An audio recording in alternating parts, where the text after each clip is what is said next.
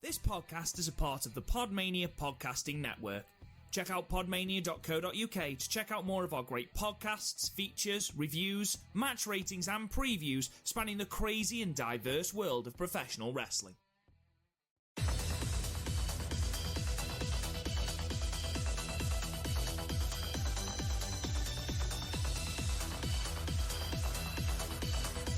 Hello guys, and welcome to another episode of the Stardom Cast, your weekly or sort of audio source of all things world-wondering stardom right here on the Podmania Podcasting Network. I'm your host, Rob Goodwin, and I'm joined as ever by Chris O'Brien. Chris, you sexy motherfucker.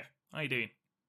Robert Goodwin, as you sit there, hopefully as uncomfortable as you possibly could be. I have some things you want to see, because some of you motherfuckers seem to have a problem with pizza crunches, you fucking racist bastards. Yeah, well, let's outside of Scotland, I don't think anybody understands the need for pizza crunch. I've seen some of the shit Americans eat, but no one seems to judge them.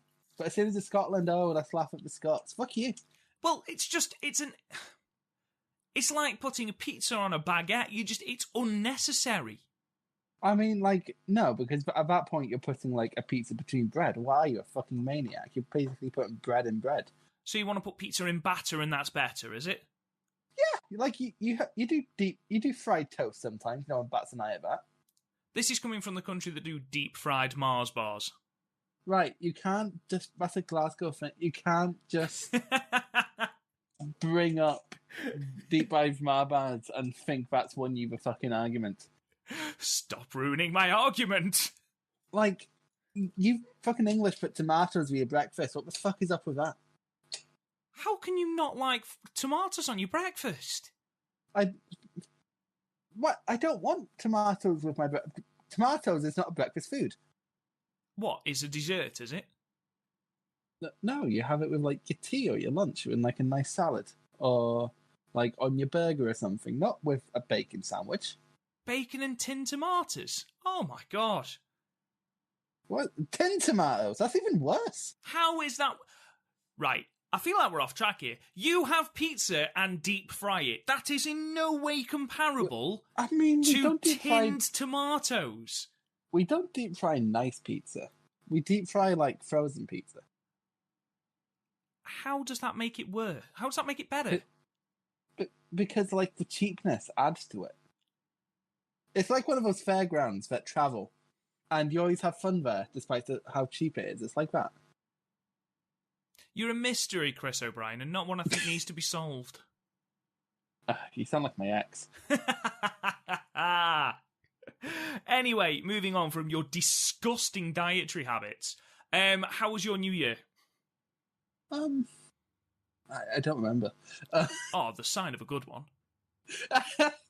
Well, that's it. It's the first one I've actually had to spend, with my folks in a while, because normally I either go see my friend or see my brother. So, it was a weird one. I think it was a weird one for everyone, actually. Although some prick still went up to Edinburgh and partied on the castle, and it's Phase 4, come on. We've been in Phase 4 for several days now. Have you not got the memo? As in someone from your family? Not from my family. My family are surprisingly responsible, considering how normally not responsible they are. But lots of alcohol consumed. I mean, yeah, my mum bought way too much beer, considering only one person in this house two people in this house drinks beer. You and your brother? Yeah, and also we had some whiskey left over from Christmas, and I bought my own beer, not thinking Mum would be buying any beer. It was a time, so there was a lot to get through. Fantastic. And, if I don't drink it, who is? I mean, you're doing the family a favour. Yeah, you're not going to have to deal with just having one random bottle of beer, because that's always the worst, isn't it? We just have that one bottle of beer in the fridge. And it's well, if I drink this, I'm going to want another one. But also, I feel like I'm wasting it. And then when you buy more beer, you forget about it, and you just have this perpetual bottle of beer in your fridge that you never want to drink. And it's always fucking Kronenberg. Kronenberg's the worst. I know. Actually, no. The worst beer is probably, Bud Light. I take fucking Asda Bitter over Bud Light. Would you, though? Would you? I mean, I have drank some shocking concoctions. Let me tell you. I can imagine. Knockoff little Tenants, and if that's not bad enough, mix that with Aldi vodka. Oh, vodka bar? Let me tell you, worst hangover I've ever had in my life. Lasted for like 3 days. We had when we were at uni, we had the tiny bottles called Brasserie, which are 10, not even half pints of beer that tasted nothing like beer, but they were great for doing drinking games with. But my God, it was the dirt worst. But it was also dirt cheap, and sometimes the best is dirt cheap. When you're 18, you don't give a shit what it tastes like. If it's under £3, you'll buy it. Doesn't matter. Could be bleach. Doesn't matter. When I was like 19, this girl I was in a band with, we did this weird challenge where we were writing a song, but every minute we had to take a shot of beer until we've written the song. Oh my God, that was a long night. That was a really long night. Be a Centurion. It was awful. by the time you're drunk, we read the lyrics we came up with the night before. It's like, how was this meant to fit into anything? Jesus. Anyway, I suppose we should probably talk about some Stardom, and it's been an interesting new year for Stardom. First of all, there have been some bits of news, and by news, it's more rumour, let's be perfectly honest, regarding 3 people to do with Stardom. So let's delve headlong into that. Let's start with Riho then. It's been widely reported that, let's just quickly cut to the chase with this, there have been no confirmed reports. Nothing has been confirmed. It's been reported by several reputable sources, but it has not yet been confirmed. So let's take this with a little bit of a pinch of salt. It does appear that it might be the case, but let's just take it with a pinch of salt here. It appears that Riho has finished up with Stardom. This is due to the belief that she is signed with AEW and wants to be a part of AEW, and of course Stardom at the moment are in the process of signing all of their talent to central contracts, like Syuri and Maika, more recently Natsupoi, things like that. Chris, I'll be honest, and I don't want this to sound horrible because Riho is a good hand, but yeah, in all honesty, since the restart, has there been any point in Riho being on these cards? I mean, I did a little bit of research, I'm sure someone is going to prove me wrong, but since the restart, she hasn't taken a pinfall. No, and also she hasn't attempted to get a pinfall. We're going to talk about the year-end climax a little bit later, and it's something that I've only really noticed recently, but she is going through the motions, and the match with her and Azumi against MK Sisters is actually probably the best match that we've seen Riho have since, July? And, if you are to believe that AEW have said, yes, you can use her, but you are to use her in small doses, she's not to lose, she's only to have a limited amount of in-ring time, it makes sense that she is down at the bottom of the card with the rookies, with the children, teaming with Gokuk and Death in the Goddess of Stardom Tag League, and that way she can be protected, because, let's face it, she comes in, has the same 3 or 4 moves, and tags out. And are we really going to miss that if it's true when she is finished up with Stardom? Because, in all honesty, I'm not really that fussed. I've been mentally done with Riho for weeks now. I'll get into it in the tag match, but she's never not smiling, and it's the worst. And I do agree, she's definitely going through the motions. And if I was Stardom, I'd be questioning why I'd be spending money on having her on the card. But also, because this is also brought up in our Discord, if this means the end of freelancers, that means Natsu Sumire not coming back, and we can get people like Shuri through the door on the freelance deals before they feel enticed enough to sign. that's not an especially good thing. Like, even like I can't think of a company right now that's not making use of freelancers. Like Noah has ones going about, DDTs do as well. New Japan, Suzuki's a fucking freelancer. So I don't know why you'd suddenly bring in this rule, because like Bushi Road especially, they know the value of having a freelancer on there. Like you don't need to push them to the top of the card, but having them on there is certainly a good thing. Relying on freelancers and having freelancers on the card are two very, very different things, though. You look at partway through this year, Chris. You look at partway through this year, you had just on the Stardom roster, which isn't the biggest. It's a fairly substantial roster, but it's not the biggest. You had Syuri, Maika, Natsupoi, Natsusumare, and Riho. That's 5 people who are freelancers, and they are people who are on the card constantly. Now, having that amount of freelancers is going to cause you booking headaches. So I do understand wanting, especially if you're going to use them properly, if you're going to use them, like, look at Syuri.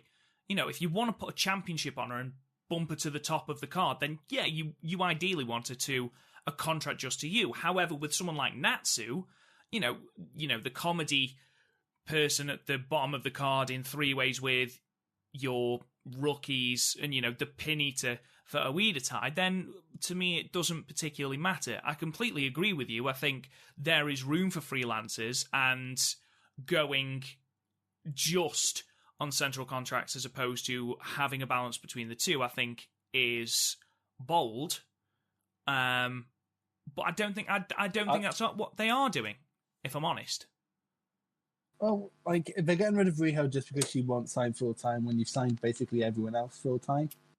I feel that's what they are kind of going for. The difficulty is with Riho, she has a contract with All Elite Wrestling. It's not AW, yeah. Exactly. It's not like, and to be fair, I think she's better suited in AEW. Like she's always sort of been like, because in Stardom itself, people outclassing her like Sai Kamatani, Sairida, Maika, and even Mina Shirakawa, and the one thing all these people have in common is that they're fucking rookies. So, like, on Stardom shows, she ends up being more of a detriment than anything else to me. So, like, if that's the reason why they've got rid of her, then yeah, by all means. But if it's because she won't sign to you, despite the fact you basically have free reign over Rio right now because you can't go anywhere else, I don't see why you'd drop her just for that. I can. I mean, she's... The booking with AEW completely hamstrings what Stardom can do with her. You can't put her in the 5-star because she can't eat a pinfall. She's on the card, but like you said, she's only... Not because she's not great in ring. She is good in ring. But she's fine, yeah. In a high-profile match, she can't do enough to be a part of the match. So it's actually more of a detriment to being there than it is just to not have her on the card. And it's a shame, don't get me wrong. She would be a valuable addition to the high-speed division if she was allowed to go 100%. But you've been saying for weeks and weeks and weeks how, you can see that she is going through the motions, and I don't think that is her. I think she has been told, right, just slow down, go in, get your shit in, then get out. Don't get injured, don't hurt yourself, don't get pinned. I think literally the one reason they had her there was because having a recognisable face on the card is great for getting newcomers through the door. And, like, I think in that respect, she's fine. Mm. And then, like, because with Stardom, you know it with yourself, only getting into it like a year ago now, how fastly you get into sort of groove with Stardom, how fastly you understand everyone's character and motivation. So just having that one person on the card who you'll then ignore going forward, that's completely fine. And like, I think that's the one asset really that Riho brings to Stardom, because otherwise, for like outside fans rather, not stands, like who do you really have unless you're like a DDT fan and have seen like Mina before, or you're a UK Indies fan and you've seen B before? What is there on the Stardom roster who you'd already know to help you get into it? Because like you look at New Japan, you basically know everyone just through wrestling discourse, and before that you had the members of Bullet Club who you'd know from like TNA or the Indies. But like you get into Stardom right now. Who is there that you'll know that will help you get into it? It's not really anyone other than Riho for outsiders.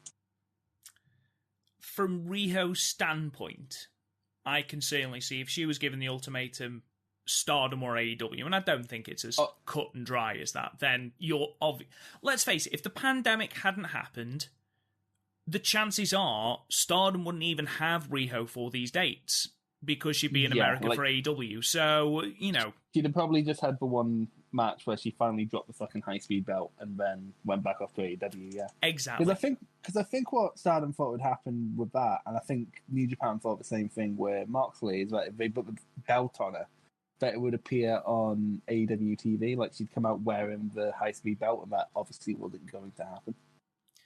No, the Moxley one is bizarre, but that's for a different time and a different podcast. Oh, but damn, that briefcase is more of a fucking title now than the fucking title. If this is the last time we see Riho, then obviously we wish her the best of luck in AEW. Yeah, it's a shame we didn't get to see the best of Riho in this run, let's say.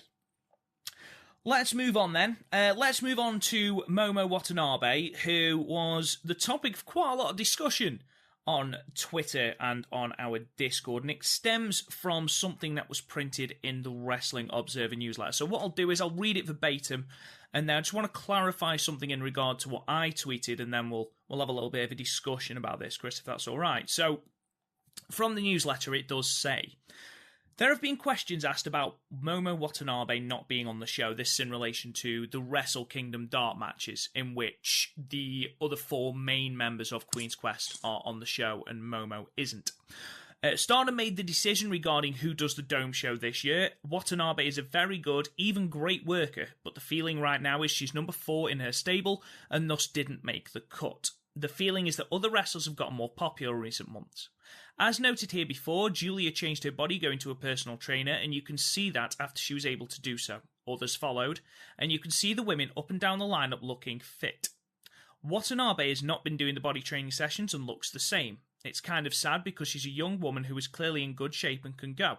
And across the board at the highest level, body issues are part of the business with men, but far more with women. Since Bushiroad bought the company, the women are training in the ring harder than ever with Milano Collection AT and improving at a more rapid rate. Watanabe was thought to be the future big star because of her work, but after Bushiroad bought the company, she's now viewed as a good worker to have on the card. Now, I retweeted this and said this is utter bollocks, and I just want to clarify what I thought was utter bollocks. I don't happen to think that Momo not being on the Wrestle Kingdom card is bollocks. I am of the strong opinion that I am fully aware that looks play a part in the wrestling industry. I am fully aware of that. And actually, if you go back to our very, very first episode, ironically, when we were last talking about the year-end climax, we were talking regarding the Bushiroad purchase and how they were going to be pushing, in inverted commas, the more attractive wrestlers, and where that left people like Momo and Jungle.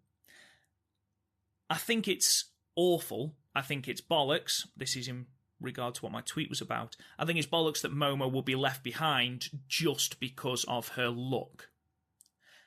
However, one, Dave Meltzer doesn't delve into Joshi that much. We talked about that on the last podcast when we were talking about the Osaka Dream show, and he rated 2 of the matches. The Julia and Syuri match and the Utami Momo match.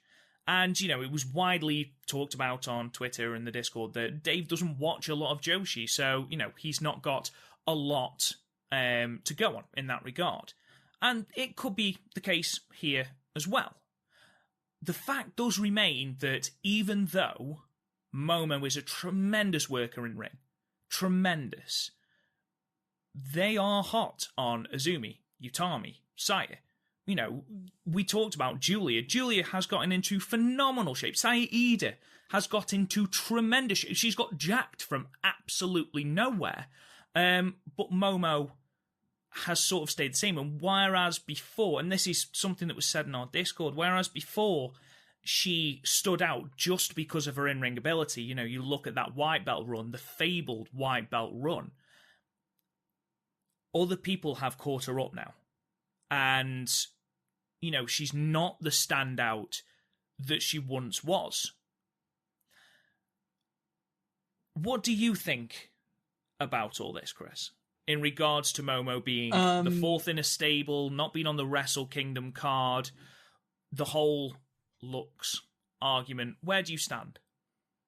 Well, we discussed the looks, the placement thing last week when we first talked about the Wrestle Kingdom matches, and in terms of like placement, yeah, she's the one person who sort of wouldn't fit in there. Everyone else has shit going on, whereas right now Momo basically just has her feud with the Invaders, and that's not going to fit onto this Wrestle Kingdom card. So I kind of get it. In terms of the looks thing, in terms of Bushi Road, this shouldn't really be a surprise when you just look at how they do New Japan. Mm-hmm. Like, do you think, like, Sanada's a solid in-ring worker? He's nothing, like, he does everything perfectly, but he has no real flash. Do you really think he was getting pushed last year for any other reason but he's pretty and in LIJ? Like, that's why he was pushed. That's why Okada got the rub. That's why Bushi gets the rub. That's why Yoshihashi doesn't. Well, among other things. Sorry, Yoshihashi. Poor lad. He's a strapping young man, Robert. He's a strapping young man. But you're absolutely right. Like, you look at Young Lions, you're going to push him over. But they're not pushing, like, it's why they don't push. It's a reason, rather, why we don't push Ishii. It's a reason why basically everyone in LAJ were like goth pretty boys. Because that's how they wanted to market them. So, like, in terms of Bushi Road, if this is the case, I hate it, but I'm not surprised. Like, I think me and you are basically the same in that we don't really give half a fuck about how a wrestler looks, apart from the minute Kento Miyahara gets webbed feet, I'm out the door. Like, I think we're both of the opinion of we don't really care how wrestlers look. I mean, like, I really like Suji Ishikawa, and, like, he looks like he's been hit by a bus.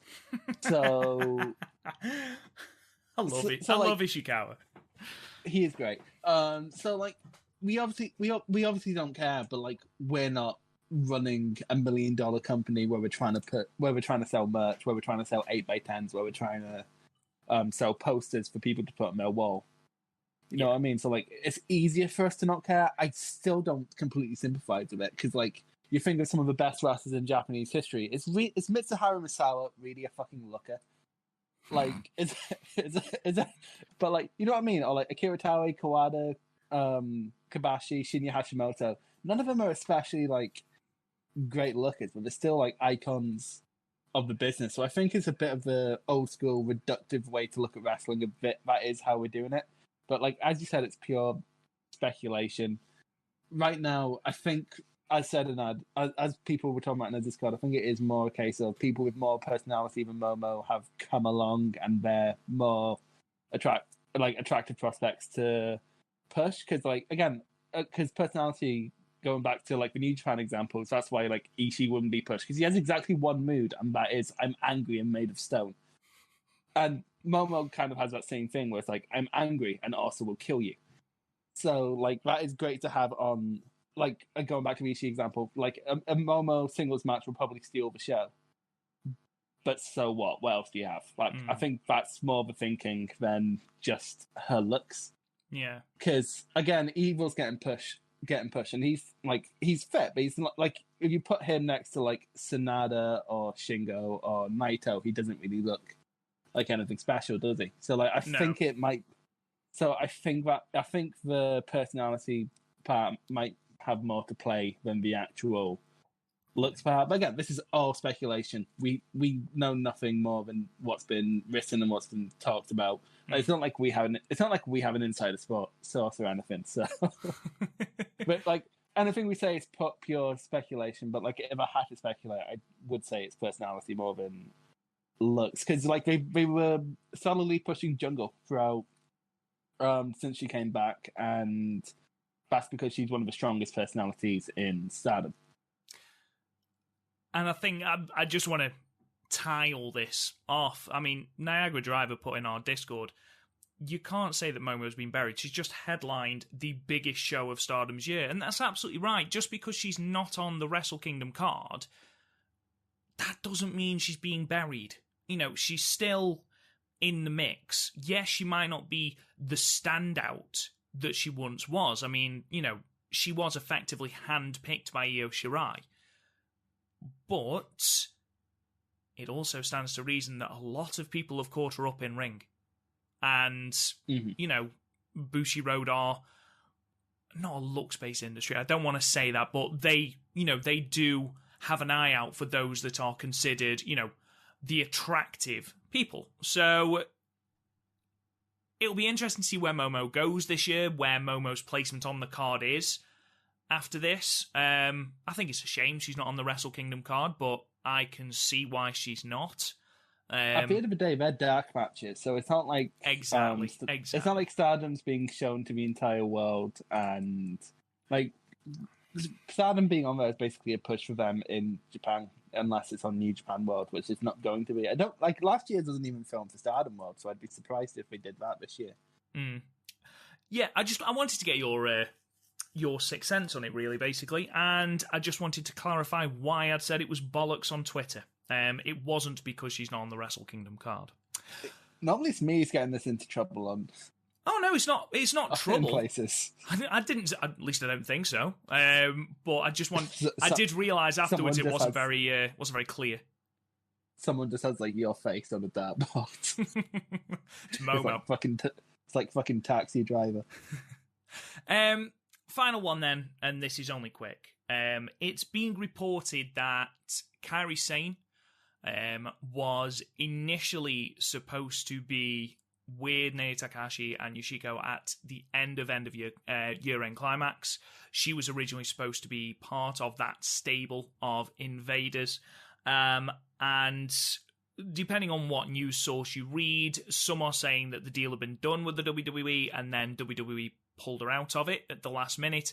Some people say that it wasn't an agreement, and that basically it was a no-go.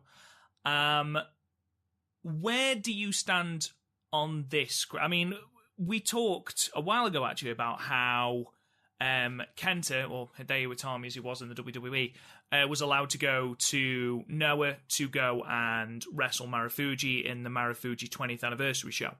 However, at that point, were Pro Wrestling Noah a competition to WWE? Did WWE even have an eye on Pro Wrestling Noah, apart from maybe to buy them out? No, of course not. Now, whereas, you know, you might say the same for Stardom, Bushiroad owns Stardom, and Bushiroad also owns New Japan, the third biggest wrestling promotion in the world. So, if it's the case that WWE have said we don't want to do any business with Bushiroad, it's stupid, and, you know, it stopped us getting that amazing pop with Kairi Sain. Don't forget, we have still got 3 months, so it might still happen for Budokan. But you can sort of see why WWE are doing this. I mean, she is still contracted talent. She works for WWE Japan, and with rumours ever abound that we're getting this NXT Japan, she's going to be a face of that. So they do want her to be theirs. You know, they don't want her wrestling for other promotions, and they certainly don't want her getting injured. What do you think, Chris? I haven't too much, because like I do have to be careful, because I normally very quickly jump onto the fuck WWE side. Yes, because they just make it hard not to sometimes.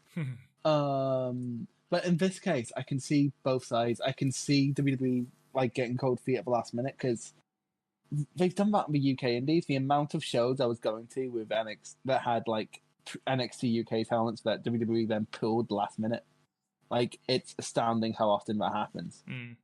And it's like when they lent Kenta to Noah for a card. Kenta was nowhere near as big a commodity in WWE as Kairi Sain was. Like, Kairi Sain was a much bigger deal in that sphere. But also, at the time, WWE didn't have many ambitions to try and kill indie scenes internationally. Like they were just beginning it with the NXT UK stuff, but like they weren't quite at the point where they were trying to just murder any independent scene in the world. Like we've heard about it. Where were we talking about the NXT brands? And like, there's a reason we use the NXT brand because I won't go on this rant. I've been holding it in for a while. But like, what Australia, Japan, UK, and India, all these places with like promising groundswell indie scenes. Like the non-New Japan side of Japan's been getting a lot hotter recently, so that's why they want to swoop in. And if they're planning to do this NXT Japan with Kairi, I can see why they wouldn't want to jump in with Stardom, who in a way went with Bushiroad to sort of brace themselves for, like, I'd imagine, for this WWE Japan thing. So it's a hard one. Like, I wouldn't be surprised if it was Cold Feet, but I wouldn't be surprised if it was just a no-go to begin with. It would have been a lot more like that, and that last segment was great, and we'll get into it later on. But like, I imagine it would be like a much bigger news internationally if Kairi Sain was there. And I don't think WWE want Kairi Sain's name out there unless it's tied to them, if they can get away with that. So so on one standpoint, I kind of get WWE side of it. On the other side of it, I can see WWE might have just been a dick about it. Who knows? Who knows? Because it's not like Bushiroad are like lovely people either, obviously. Well, no, there is that. If I had a gun to your head, Chris. It wouldn't be the first time. Oh, Blackpool. Is Kairi Sain turning up at Budokan? Thing is, can I just say, like, if you had a gun to my head, I'd just say anything to get you out of my house and then, like, move. But if I was Stardom, I would do anything to make it happen. But like, if WWE gonna do it, we're gonna be playing fucking hardball. So probably 70-30, but I'm gonna go with no. I'm gonna go with unless it becomes a reveal down the line. I think if this was the plan, it was gonna be here. Especially since she's doing dick all right now.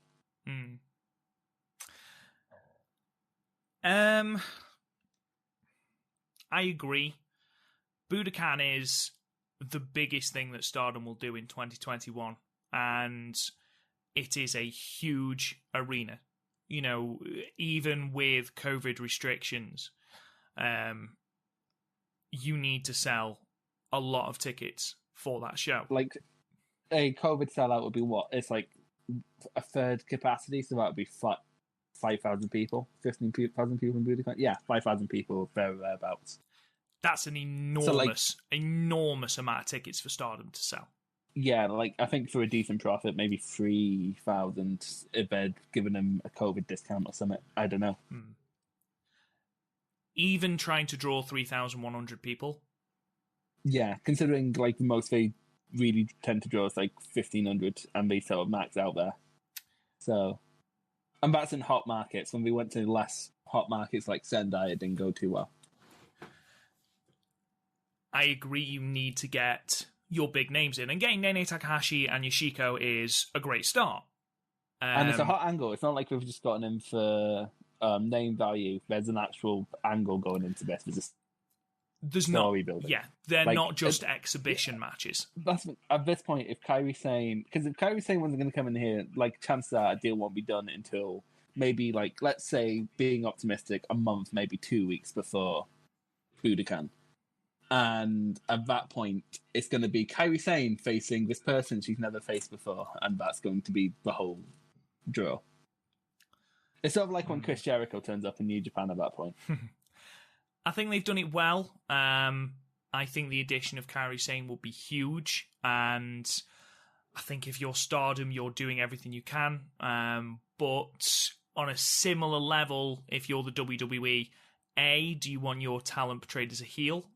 B, do you want your talent wrestling for a company that isn't you, especially in a Japanese market, which is notoriously a stronger style than WWE?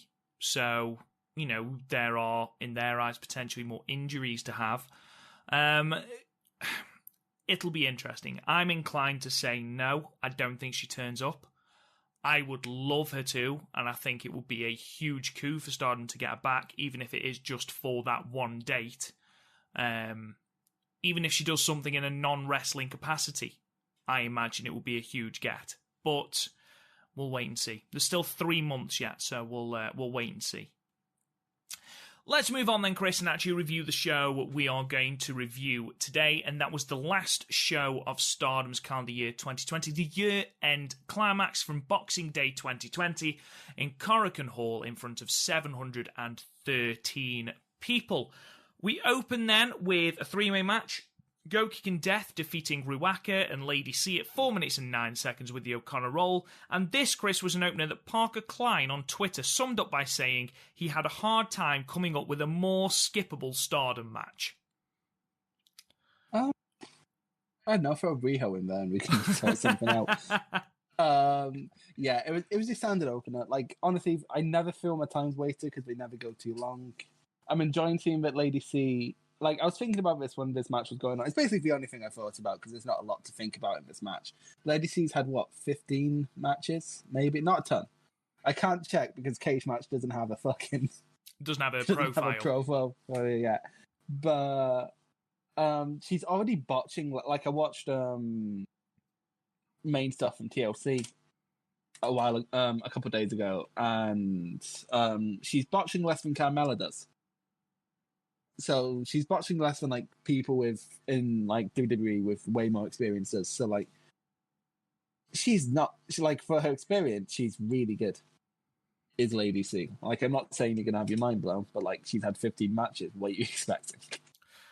I'd argue it's less than that, but no, I completely agree with you. She's solid. She's a little rough around the edges, but again, she's basic, but she's a rookie. She's a rookie, exactly.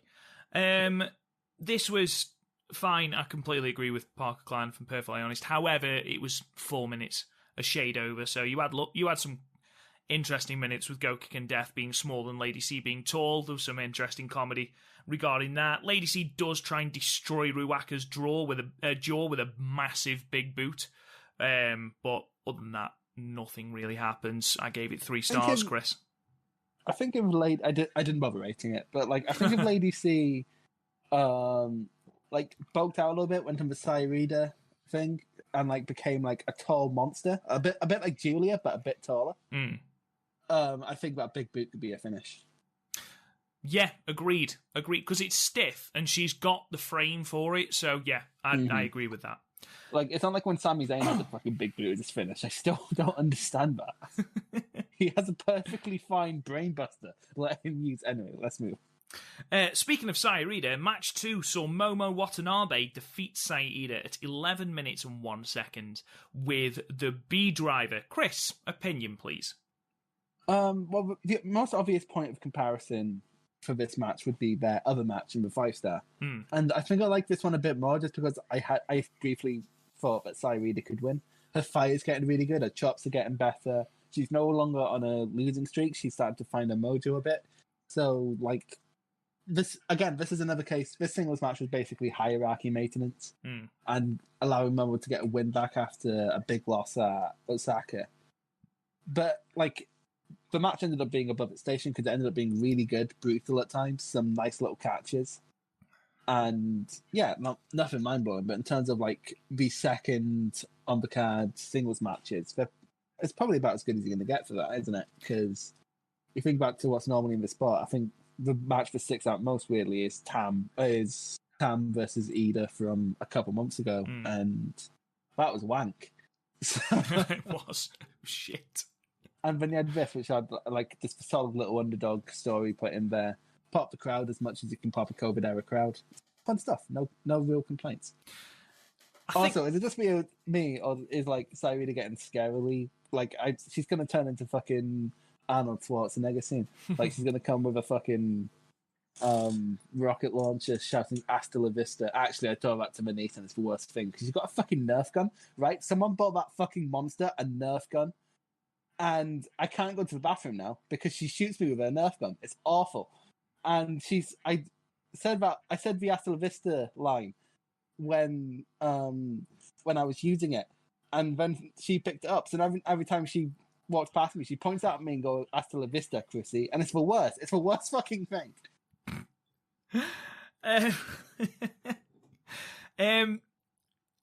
I think there's an interesting parallel here. You said you actually thought Saya had a chance of winning here as opposed to the 5-star match.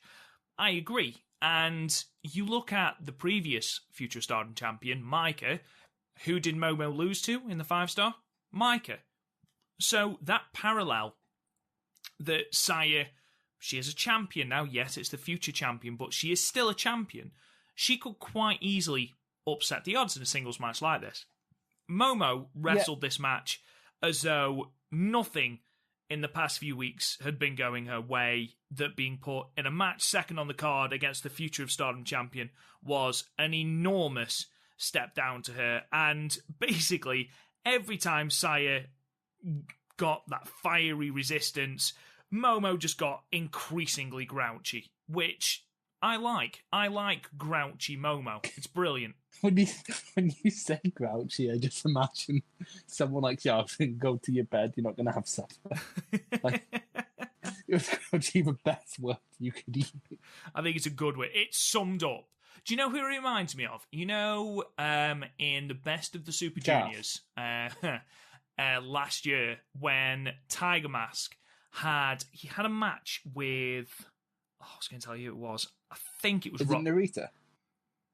Maybe. No, was it Narita? I can't remember. Anyway, he got incredibly angry with the youth and just started beating the shit into them. And grouchy Tiger Mask is best Tiger Mask. And this is what really showed through for Momo here.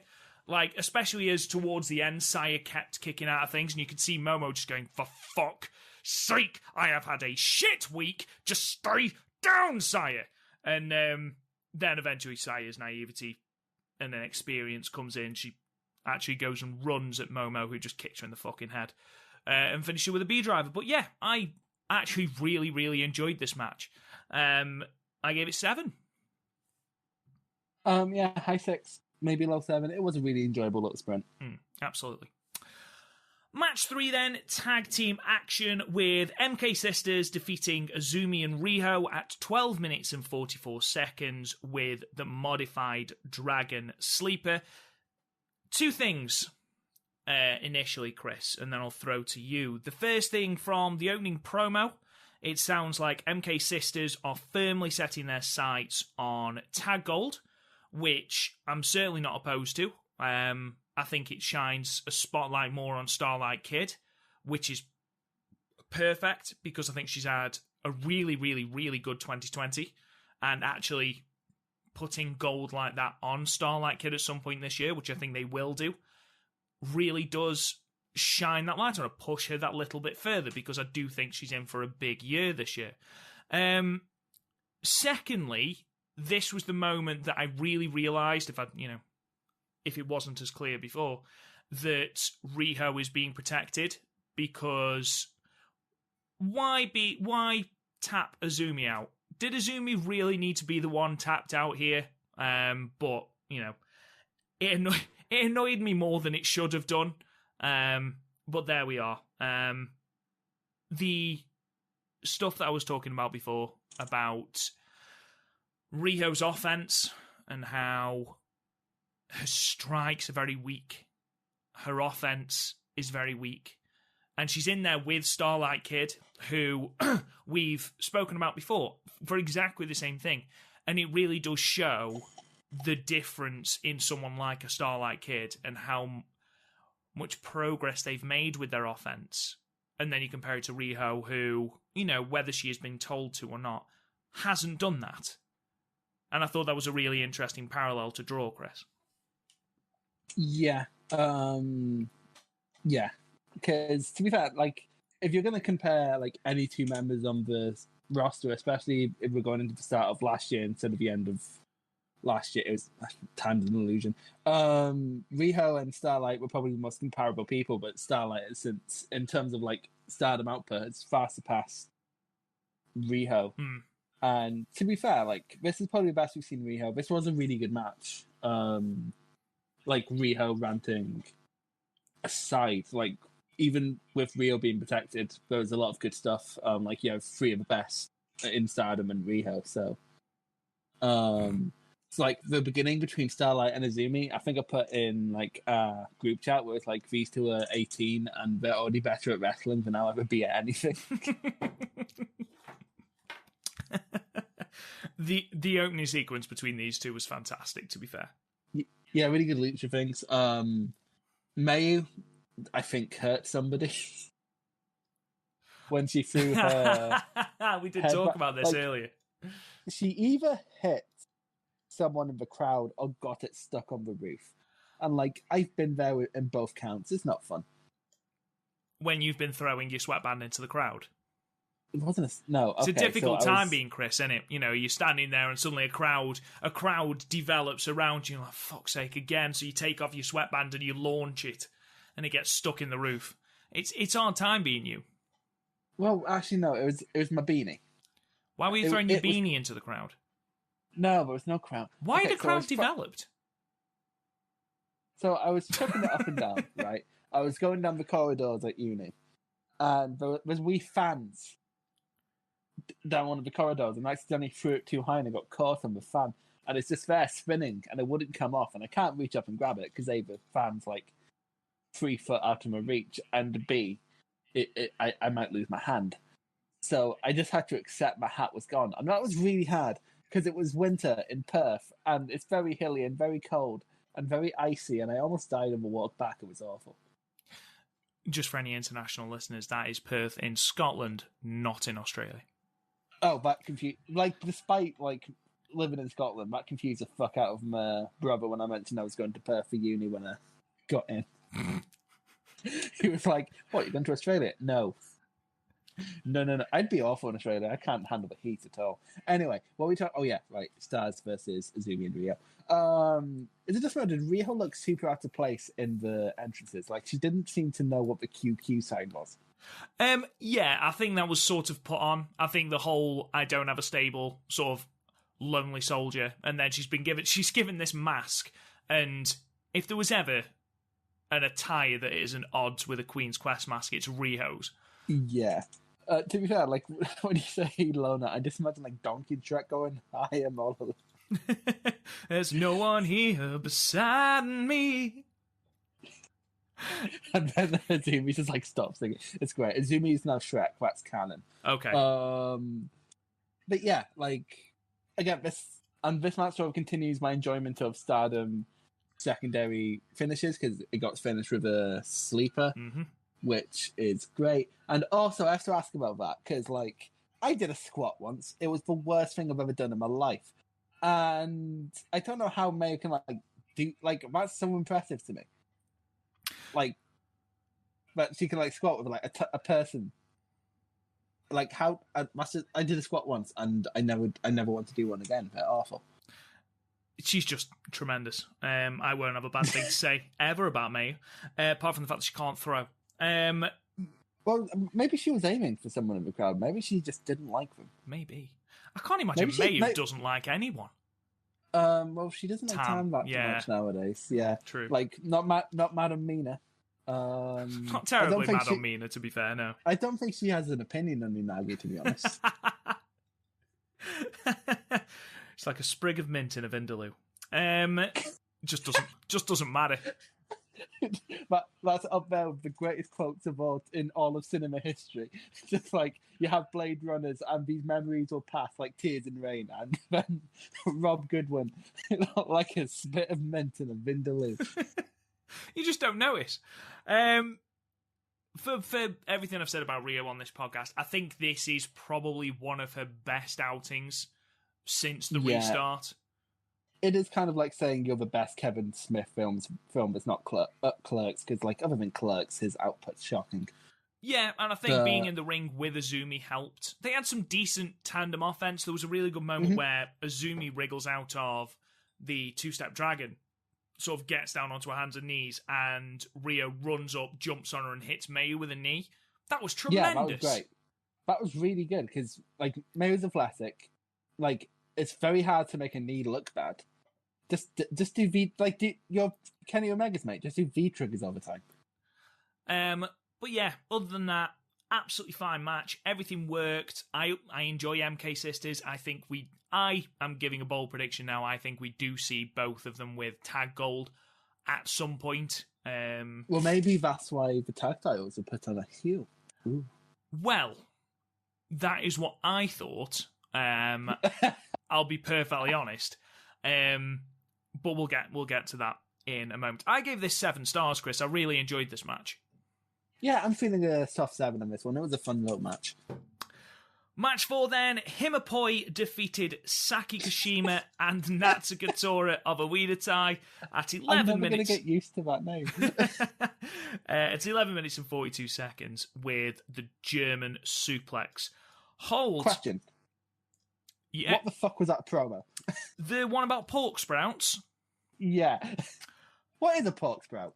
No idea. I'm going to Google it. Please pork do. Sprouts.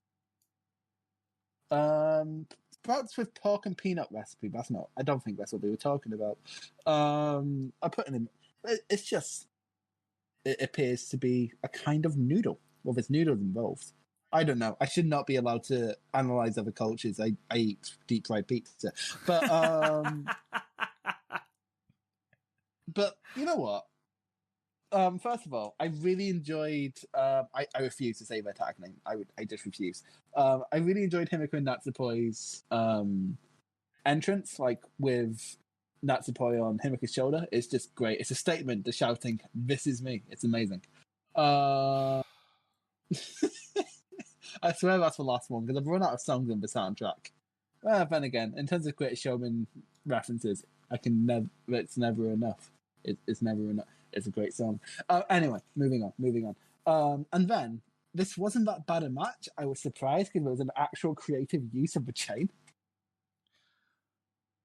There was, and... The chain's so stupid because you can hear it. It's an inventive spot, if nothing else. But the fact that it took fucking ages to do, it went wrong because Himiko got out of it way too early. We spent so long cut to them that we missed the action in the ring. It's got to the point now where you get the impression, now that Tora has that chain, that's her gimmick, and she feels like she has to use it in every match. And, we talk every single episode about how it becomes less impactful the more time you use it. Full credit for trying something more inventive. But did that spot need to be done in what was a throwaway tag match? Did it need to be used? No. Imagine if she'd used that in the 5 stars to get a count-out win against a big name. That would have been great. That would have been perfect. That would have been perfect. I think that's the problem with... Tora is that she has decent ideas. She doesn't know when to use them. Like, what most reminds me of, there was the build to Fear and Loathing in ICW a couple of years ago, and it was going to be Viper, or Piper Niven now in NXT UK, bastards, versus Kaylee Ray. And it was going to be like a... what do they call it again? It's like No Holds Barred. It's like a death match kind of thing. And Viper, like one of the biggest spots of the match was Viper hitting a Canadian Destroyer. Great stuff, because like she's much bigger than everyone else, so it looks really cool. But then she did it on one of the build-up shows on a random fucking Fight Club taping in Aberdeen, of all fucking places. And it's like, that would have been so cool if you'd just saved it. That's kind of how I feel about a lot of stuff that Tora ends up doing when it's creative. I can't disagree. That's the thing.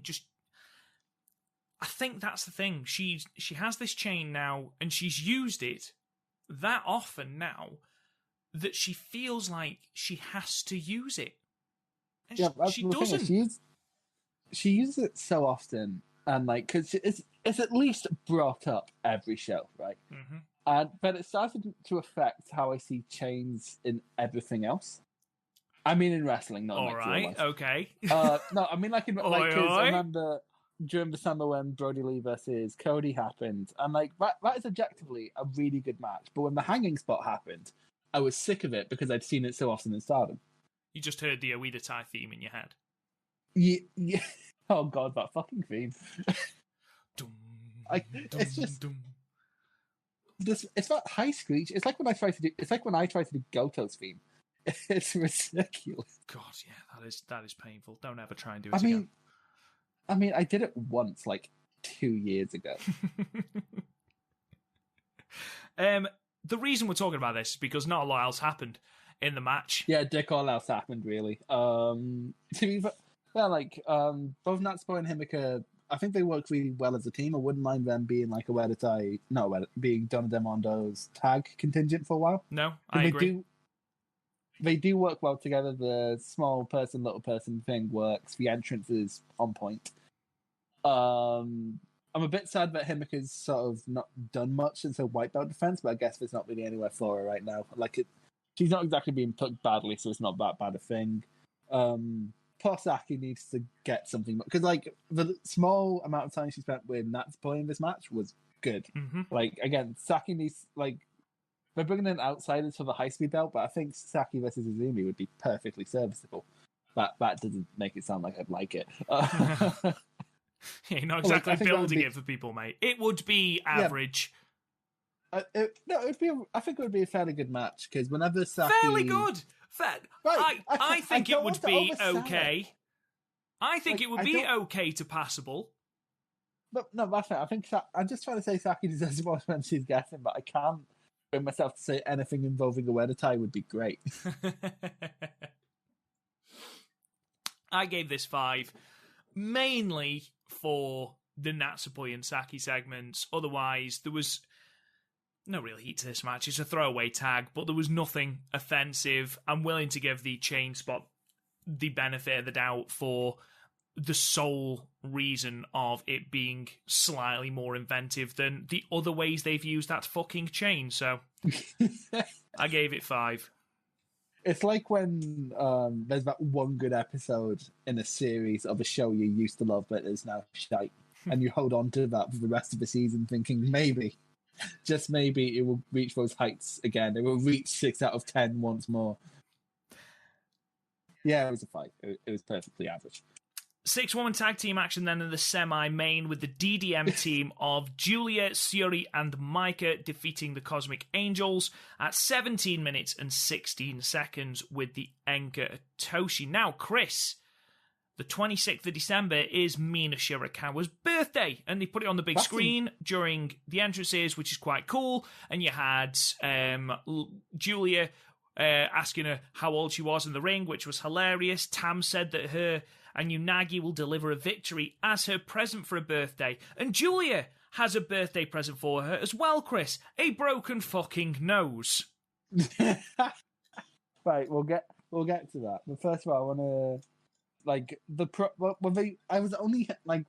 came on, because it was them and DDM, I knew there wouldn't be any serious storyline developments, but I sort of zoned out. I was working on a script for a video, so like I zoned out for a second to write something, and then just suddenly, very loudly, they're singing "Happy Birthday." I'm like, whoa, fuck, what the fuck?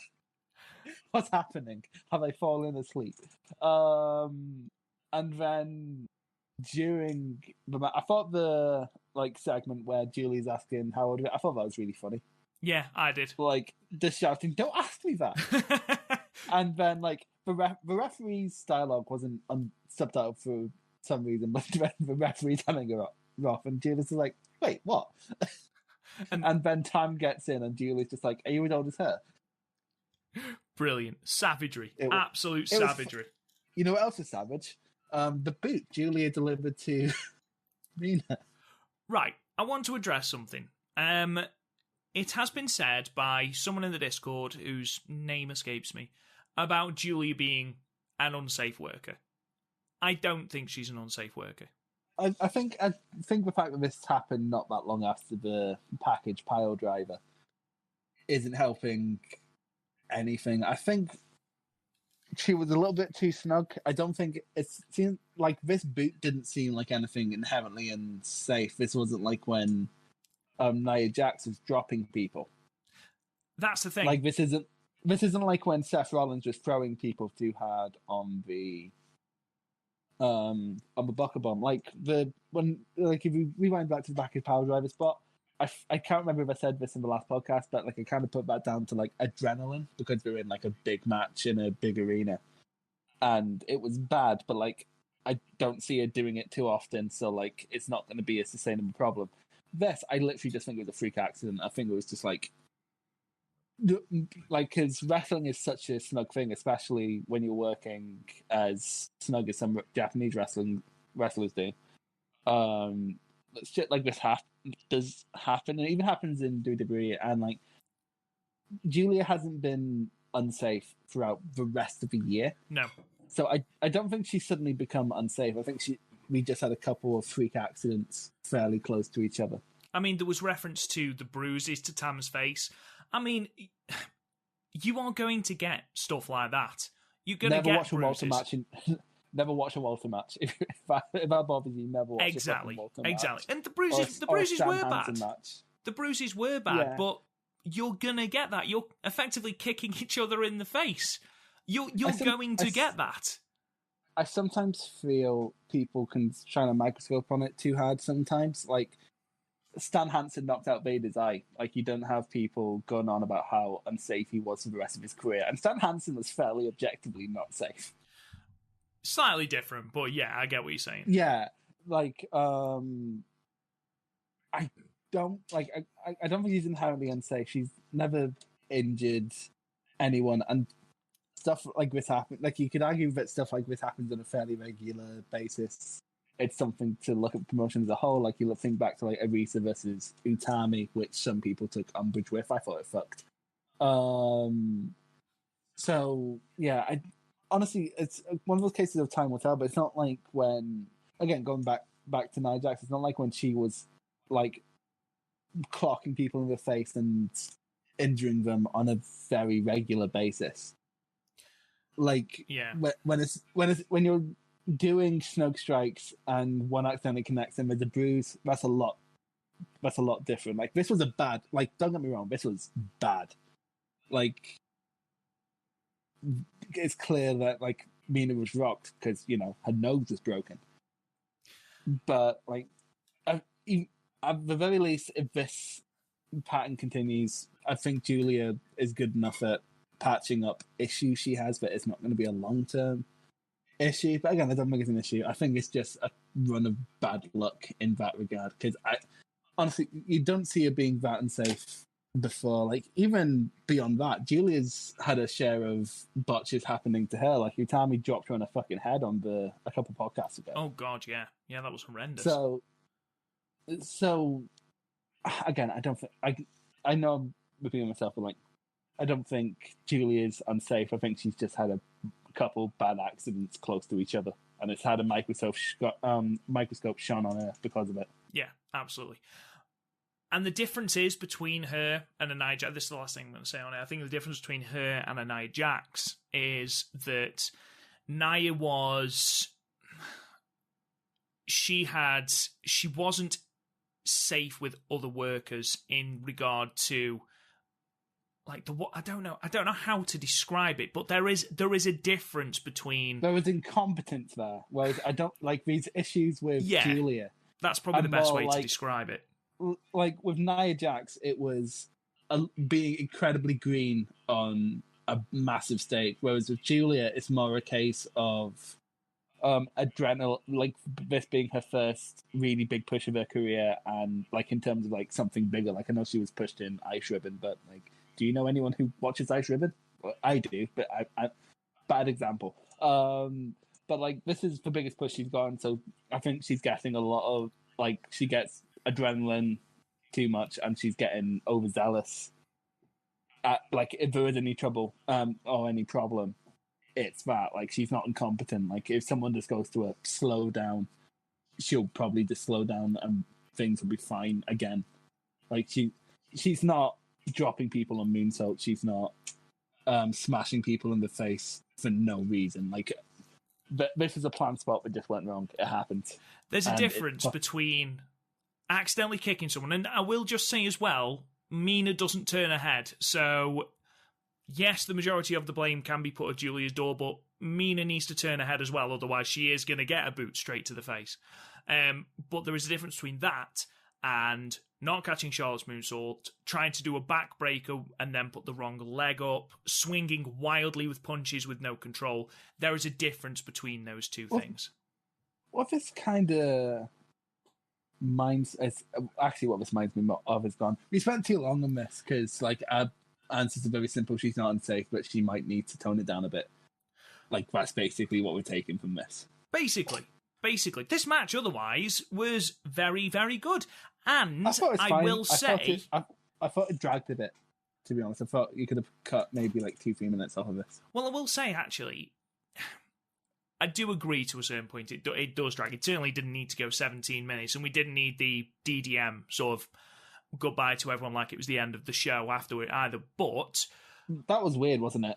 Well, I was like, if I missed the last bit, because then we had the Wrestle Kingdom announcements, and then we had the main event, so it was very bizarre. But anyway, I thought that Unagi wrestled very, very well here, and I have been possibly her biggest detractor. However, here she was solid. She was a great babyface in peril.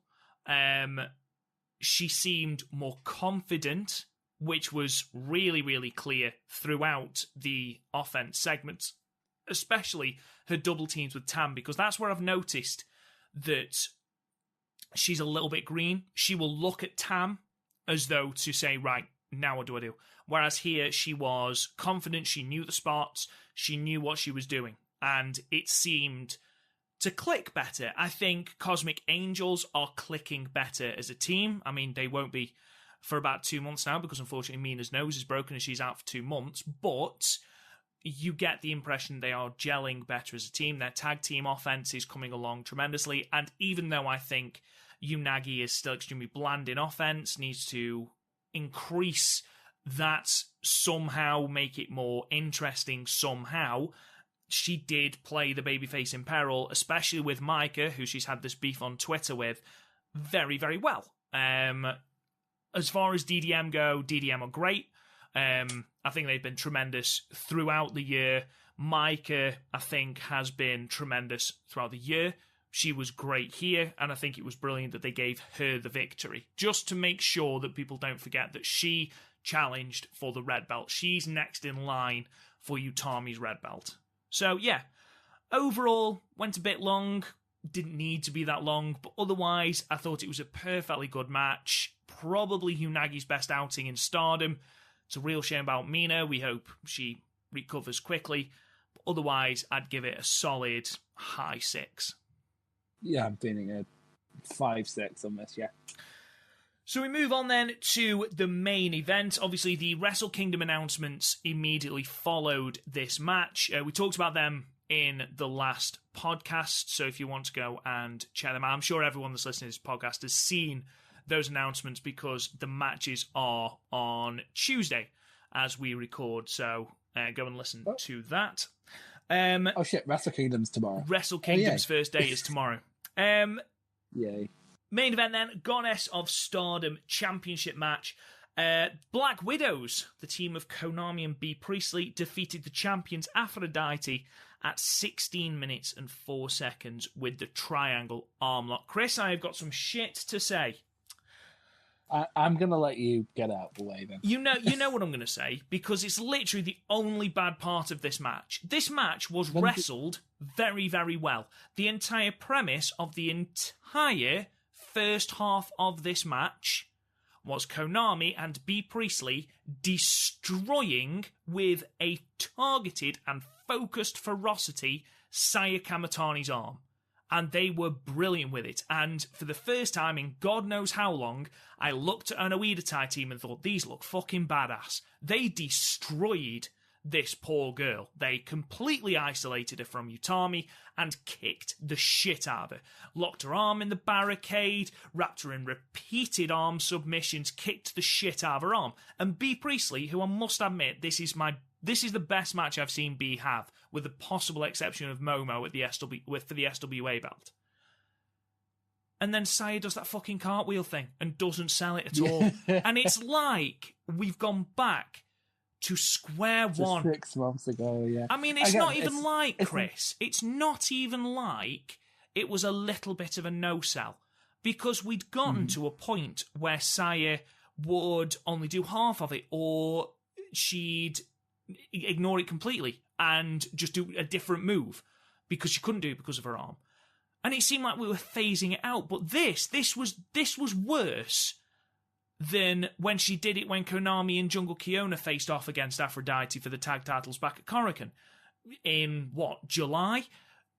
It was so blatantly bad, and we sing the praises of Saya Kamatani on this podcast. The year that she's had is tremendous, but I'm sorry, this was appalling. The lack of selling for the amount, it wasn't even like it was only one arm submission. It wasn't even like they'd only kicked it once. They'd spent 10 minutes of the match kicking the shit out of her arm. And then she does that handspring drop kick. And that was it. I was done. I was like, I can't it's completely taken me out of the match. It's sort of like what I've been saying about Saya, and I said it throughout most of the 5-star, where she has wrestling psychology 102 down. Like, her facial expressions are great, her character is good. We know what she's feeling at any given time. But she didn't get through wrestling psychology 101, which is your arm is being targeted, therefore it doesn't have full mobility. Like, selling an arm isn't that hard, because say you're getting like your shoulder attacked, you still have some mobility. It will just hurt like fuck. So like you look at how Goji Izaki sells his shoulder, and he'll still throw like his big chops, but he won't follow up because he can't, because he's basically used his shoulder card for that round or whatever. Imagine it's D&D or something. Whereas, like, so I don't know, like, I don't see if your arm's being targeted, unless it's like maybe your lower arm, like just like between your wrist and your elbow. I don't know what that's called. Tricep? I don't know what limbs are called. Like maybe, but like that wasn't what was being targeted. It's a bit of a shit, because like it's basically the similar opinion that we had to when they won the belt, where it's, oh, this was great, and then the no-sell happened, and it does remove you completely, because it's almost out of nowhere. Like, it's not even like, even if she like did a comeback and it built to the cartwheel, that might be something, but the cartwheel was what brought in the comeback.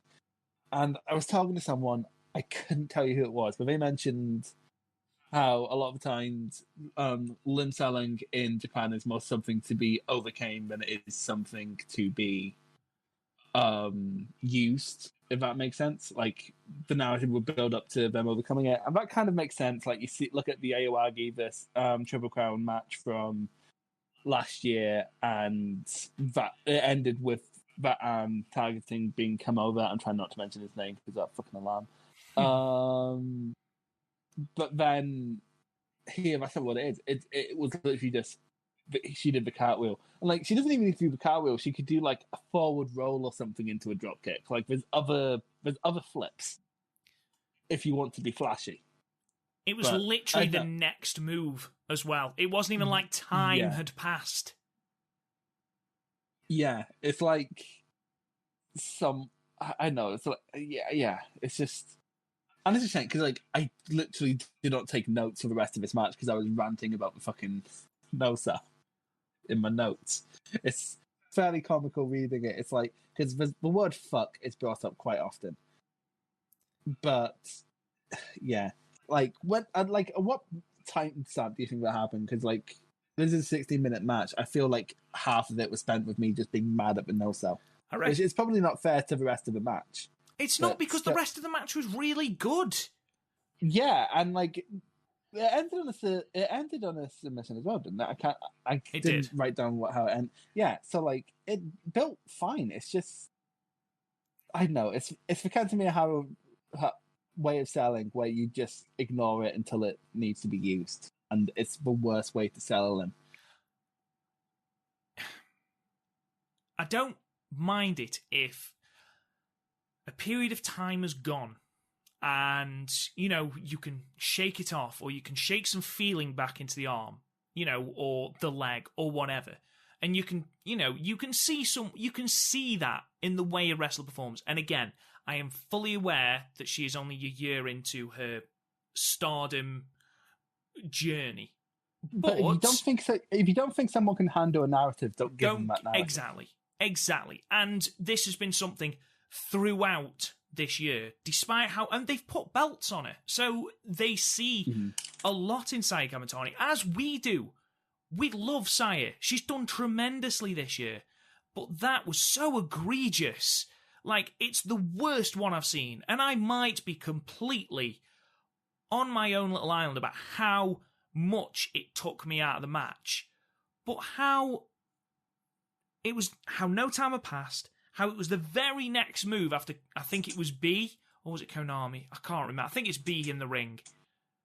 And B's kicked her arm, and the next move is her doing that handspring. And I watched in slow motion it happen, and I was like, she isn't. No. Did the Kill Bill thing happen where it goes in your screen, goes to your face? I was so fucking angry. Seeing red. To be fair, like, other than that, I'm glad that, like, Konami is being used for something. Jesus. Like, she's back where she was with Jungle. But she's at least back somewhere. Like, if there's a positive I'm taking out of this match, because I don't hate this match, it's just that one thing really annoyed me. Exactly. If there's two positives. One, we got an Utami and Konami technical sequence. Loved it. Secondly, Konami has a reason to be somewhere on a card again. Because where the fuck has she been since Sendai? And where the fuck was she before Sendai? Like, they seem to just have her float around, bring her in for a title match, and then have her float around again. That's basically been her booking since... Well, they were being completely honest with ourselves, with the exception of the 5-star since Stardom came back. So, I'm just happy there's a reason for her to be something again. It appears she's being a B member for B, which I'm not massively happy about, but it's something. It's at least something. You're not having to do nothing again. So I'm really looking forward to that. I think B Priestley's good for Konami, because Konami's sort of stoic. She shows personality, but not too much, whereas B Priestley shows so much personality that it can sometimes be really fucking annoying. She emotes very well, B Priestley, whereas Konami is very much the silent killer. Yeah, it's sort of like the same dynamic you have in like a lot of Suzuki Gun tags, where, like, weirdly enough, Desperado, despite having a mask, is really expressive, and then you have Kanemaru, who has one expressive, and that's slightly drunk grandpa. But yeah, like, other than that, like, this is a great way. Probably the best way you could get the belts off of them is targeting Saya, because otherwise, you're making your red belt champion look a tiny bit bad. But, like, because her partner's a rookie, it went by fine. This match was good. Again, this is something I'm surprised more companies don't do. To be fair, more companies have been doing it, especially like All Japan with this recent run of shows, is using the tag titles to showcase for World Champion match, and we've done it here, and it was done well. Honestly, I think I'd be much more generous if the selling had stayed consistent, but exactly, like it didn't, and I can't like a match for what I want it to be rather than what it is. I'm feeling. Honestly, anywhere I know this sounds harsh, but anywhere between a 4 and a 6, I'd probably agree with you. I wanted to give it a high 7-8. I really, really wanted to, because I thought the chemistry between Konami and Utami especially was tremendous. But it really wound me up. It really annoyed me. So I think a 6 would be fair, because I don't want to take away from the other 3 performers in the ring. So let's give it a 6 and call it that. I agree with the title change. I think it works. I think you've got a raft of face tag teams now to try and take the belts off Konami and B. Konami and B, I think they showed more chemistry here than they showed throughout probably 75-80% of the Goddesses of Stardom Tag League. So if this is what we're going to have as them as champion, I'm perfectly fine with that. I do see them being eventually toppled by MK Sisters, and I think that would work. Their first challenges have been announced, and we'll go into that in a moment. But yeah, overall, fine match. Just one really, really bad bit that really annoyed me. obviously, after all this, Chris, we had the angle, and we talked at length about Nene Takahashi and Yoshiko's return last week. So please go and check out last week's podcast to hear more about that and our in-depth thoughts about that, where it's going, and what we thought about that. Chris, is there anything you want to add to that, or are you happy leaving that where it is until we get more build? In terms of my opinions have slightly shifted in the sense of when I first watched it, it was like handicap footage, like from the crowd. Whereas here I got like, because it was, I saw someone talking about it before it was put up on World. So here I actually got to see it in full production, and the full production is as soon as they walk in, you could see just even Death, even Goku and Death had a look on her face of oh shit. And now that I can actually hear what people were saying, it was great. I know I said it before, but Julia should really come to the ring with 2 copies of Tokyo Sports. Proper Owen Hart it up. I agree. But have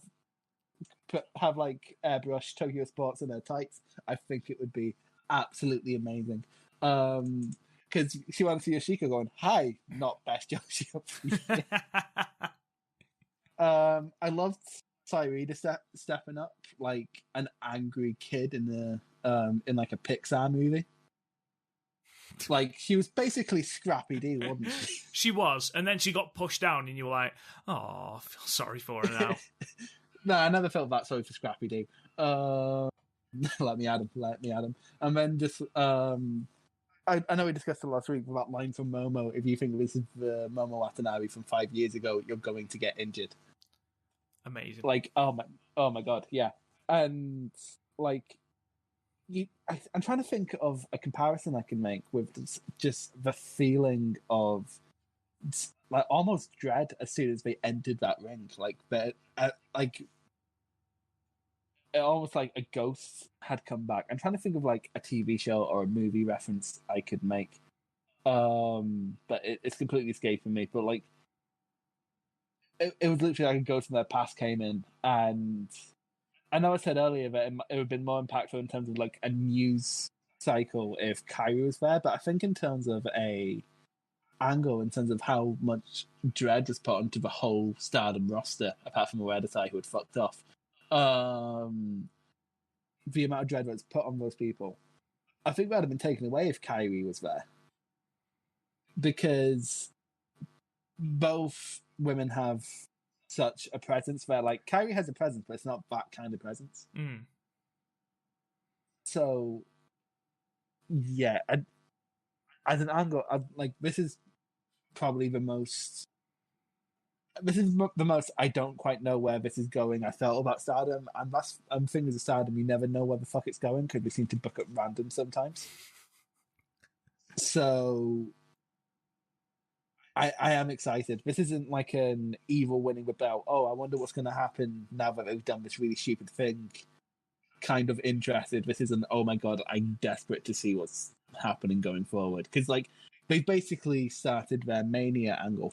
I said this to you in the group chat, actually, this whole show felt a lot like a New Year's Dash. In that, you're not going to get any special matches, but things are being set up for future big shows. So, just, I am more excited now. I know it's one of the questions later about whether or not we've seen, especially Yoshiko, modern day Yoshiko matches, and I need to go out my way to, because I am incredibly interested now, because I think I've only seen one match. I'll save that for when the question's asked. Let's move on. Okay. So the New Year's Stars tour has started, and the dates are the 2nd of January, 3rd of January, 4th of January, 9th of January, and 11th of January. Then there's obviously the 17th of January show, which is the 10th anniversary show, and then there's 2 dates on the 24th. 2 of those dates have happened already. We're not going to cover them now, but we're going to cover some news coming out of them. Next week on the 10th, we're going to cover just some of the matches coming out of that. We're not going to review every match on every show because we simply don't have time, and the vast majority of them are going to be basically being road shows Road 2 shows to the anniversary show. However, Chris, some matches, our 17th, I keep calling it the 17th anniversary show, our 10th anniversary show is starting to take shape. So, for the future of Stardom Championship, if you don't want to hear this, by the way, ladies and gentlemen, then please skip ahead maybe 5-10 minutes, and then we'll get on to the awards. Yep, they should have skipped by now. So the Future of Stardom Championship match is the champion Saida taking on Unagi. The SWA Undisputed Championship, that is going to be Syuri versus Momo Watanabe. Oof. The tag team, so the Goddess of Stardom tag belts, it's going to be Black Widows versus Himapoi. The white belt, and this is the one I really wanted to hear your thoughts on, is Julia versus Natsuka Tora in a no-rules match. Okay, so this is for the anniversary. This isn't for Budokan. This is No. This is on the 17th. Show. Yeah, the 17th of January. By the way, just for context, I have a Twitter account. I don't fucking use it, so every time Rob mentions future matches, it's news to me. Okay, let's take this match by match. Go backwards. So the Future of Stardom Championship is on the line with Saida and Unagi. I wouldn't be surprised if that was meant for Mina, but she got injured, to be honest. No, that would make sense. Do you see a title change there, or do you see Saida taking the belt still? Nah, I see this being just like a means to the end to have another Cosmic Angels versus Stars match on a card. And then it also gives Saida a notch for a belt, because they're like, we didn't mention this before, but they're making an active effort to make these belts more defendable. Yeah. So I think it's just going to be a notch title defense before, because I think the match they're looking for, maybe they'll run out of Budokan, is Mina versus Saya. The SWA belt, Syuri and Momo, and this was after they went to a 15-minute draw. I am hype for that fucking match. How many times has that match almost fucking happened and then had to be cancelled? It's ridiculous.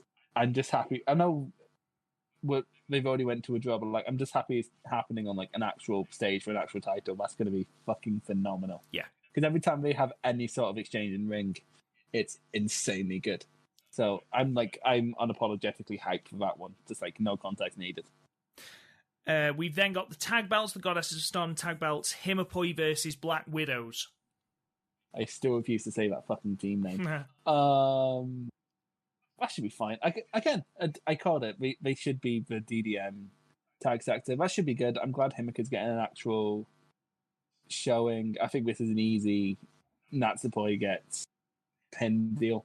But I do think I'm okay for this match when it happened for Aphrodite's last couple of defenses, because Utami's been tangled up, so those defenses have just felt meaningless. Yeah. Whereas now that it's away from the red belt champ, I think the tag belts can actually be something I can look forward to again. Because I really enjoyed them when it was Jungle and Konami holding them. So, and then the white belt, Julia versus Tora in a no rules match. Yeah. Okay. So first of all, chains. All of the chains. First of all, Velka just going to be laughing at us because he's been saying that Tora's going to get a title match for months now. Not as much as he's going to laugh if she wins. Yeah, he's been like, for context, one of our Discord members, Velka, every time we insult Oeditai, he's like, well, they're gonna get a shot at some point, and she is. So to be fair, this is like a prolonged one because she was meant to face Arisa back in March. She was meant to happen at No People Gate before Arisa had to retire. So honestly, this was almost a matter of time because she kind of did have a claim to it. But I don't know. I think like we sort of saw with the no TQ stipulation in the 6-man that Oedisai can work well in that moveset. It means there can be we can use the chain for the sake of drama instead of the sake of keeping someone clean. I don't think it's going to be bad, quite frankly, because we know Tora can go and white belt for Julia. They have the Cinderella tournament final rather wasn't bad, and they were under time constraints there because it was the end of a one-day tournament. So I think without constraints, they could do pretty well here. And I don't have a natural "you get away from me" vibe from this match. I'm cautiously optimistic. And then, of course, don't forget that we have Utami versus Micah at the top of that card. I mentioned being cautiously optimistic for that one last week. Like, in booking terms, it all makes decent sense. We've had a series going on, so that continues to be fine. It's a great opportunity for Micah. I said last week this could be a big breakout performance if done well, and they have decent enough chemistry for it to be done well. So I think that's a nice little anniversary card there, considering it's basically a prelude to like their actual big anniversary card, which is in Budokan. Considering we weren't expecting a big deal, we've got 5 title matches there. That's decent. Yeah, that's about as loaded as last year's 9th anniversary show, which ended up being my show of the year. So, well, Chris, what a fucking segue. Let's get into our end of year awards. So we put out our ballots in the middle of December, I think the 23rd December, and it was right after Osaka Dream. It was, and we asked you to vote on 8 different categories. And we had a really, really good response. Thank you to everyone that voted. We really, really do appreciate it. Far more than we thought we were going to get. So, again, thank you to everyone. And we have our results for you now. Now, if you want to hear what me and Chris voted for, then go to the previous podcast where we give our ballots. But here, this is what you guys voted for. So we'll start with Wrestler of the Year 2020, and what I'll do is I will go from third to first, and then I'll go through any others that got votes. So Wrestler of the Year 2020. In third place was Utami Hayashishita with 7.5% of the vote. Second place was Julia with 17.5% of the vote. And then in a landslide with 57.5% of the votes, it was Mayu Iwatani. I mean, Chris, are you surprised at any of those? No, not really. Especially May. May was always going to win this. Not only she's been great, she's been put in the position to be great. It's not like Jungle, who would do really well in that position, but she wasn't put there. Mayu is one of the best workers in the world and has been put in the position to be great with great opponents. So she was always going to be match. As soon as she was going into this year with the red belt, I think she was always going to be best of the year, because she, not saying she had an off year last year, but like she wasn't the biggest thing in Stardom last year. There was other people having big reigns like Kagetsu and Arisa and B, and like she wasn't the main focus, whereas this year she's been like purely in the spotlight, and like well deserved, really great stuff. Like, again, I said it last week, I think the only real miss she had was with Saki, and that wasn't really a miss. So yeah, completely makes sense. Other votes went to Momo Watanabe, Starlight Kid, Tam Nakano, Himika Suri, and Riho, which I'm sure will please Chris. Yeah, I'm sure, but which one of you want? Well, don't leave here until we find out which one of you motherfuckers did that. So let's go on to match of. I'm not. Death didn't get any votes. Goku and Death did not get any votes. No. What sort of bullshit is this? If you're gonna troll vote, at least go for Death. Jesus. Move on to match of the year 2020. Then in third place was Mayu Iwatani versus Takumi Iroha 2. Electric Boogaloo, with 12.5% from the Goddess of Stardom Tag League Night 4. In second place, you had Utami versus Momo from Osaka Dream Cinderella. And then in first place, you had Mayu Iwatani versus Takumi Iroha 1 from the Way to Major League with 22.58% of the vote. Chris, opinion? Yeah, that makes complete sense. Like, the Iroha May matches were definitely the most talked about Stardom matches all year. And in terms of Momo versus Utami, I feel like recency bias might have played something in that. And like, that's just me like comparing it to my own personal list. Of course, it's all subjective. I might just be completely wrong. I probably am just completely wrong. But like, I wouldn't be surprised if like recency bias played more in that than the actual quality of the match, because I'd put them at like Jungle versus May above that. Well, other votes, we had Utami versus Arisa from the 9th anniversary show, Julia versus Tam, Yokohama Cinderella, Mayu versus Momo from the 9th anniversary in Tokyo, Mayu versus Hana Kimura from the Cinderella tournament, Mayu versus Konami versus Momo Watanabe from Stardom New Summer Night 2, which I'm really happy got a considerable amount of votes, actually, because it really was a hidden gem, that match. Mayu versus Jungle from Cinderella Summer in Nagoya. Mayu Iwatani versus Kagetsu, Year-End Climax 2019. We talk about how good a year Mayu's had. Look, just listen to how many matches she's actually in this ballot. Julia versus Himeka from the Goddess of Storm Tag League Night 6. Mayu versus Utami from Sendai Cinderella. Utami versus Syuri from the last night of the 5-Star Grand Prix. And then Julia versus Syuri from Osaka Dream Cinderella. So those are all of the votes for the match of the year 2020. Moving on to tag match then. In third place was Donna Del Mondo versus Queen's Quest from the Cinderella Summit in Nagoya. The time limit draw, that got 12.5% of the votes. In second place, we had JK Green versus Kagetsu and Mayu Iwatani from the 9th anniversary show in Osaka. That got 15% of the vote. And then in first place with 22.5% of the vote was Team Marvelous versus Queen's Quest from the 5-Star Special in Tokyo. I think we are pretty much in agreement with that, Chris. I think both of our top threes were some manner of those three. Yeah, it was always just one thing changed around. But yeah, these were all excellent matches that I'd recommend anyone go out the way to watch if they haven't. But you voted, so you have. Other votes then went to Momo and Azumi versus Utami and Saya from Stardom is Again, which was a fantastic match. Again, really glad that got votes. Himiko and Maika versus Aphrodite from Yokohama Cinderella. MK Sisters versus Momo AZ from the Goddess of Stardom Tag League Night 9. Julia and Utami versus Syuri and Momo from the Road to Osaka Dream Cinderella Night 2.